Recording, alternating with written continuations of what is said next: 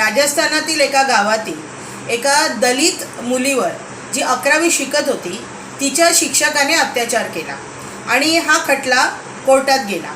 यामध्ये तिच्या वडिलांनी शिक्षकाची तडजोड करून हा खटला बंद करायचा प्रयत्न केला, परंतु न्यायालयाने हा फैसला फेटाळला।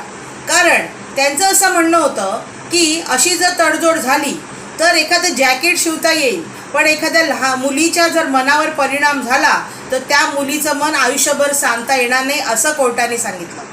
तिकडचे जे ग्रामस्थ होते ते दलित समाजातले होते आणि त्यांनीही सांगितलं की हे शक्य नाही, कारण जर असे जे नराधम आहे त्यांना सोडलं गेलं तर पुढे आमच्याही मुलींच्या आयुष्यावर परिणाम होतील। तर तुम्ही मला सांगा, या मुलीचे हे जे वडील होते त्यांनी जे आरोपीला साथ दिली ती योग्य होती का? तुमच्या पोटच्या मुलीवर जेव्हा अत्याचार होतोय तेव्हा तुम्ही का घाबरता?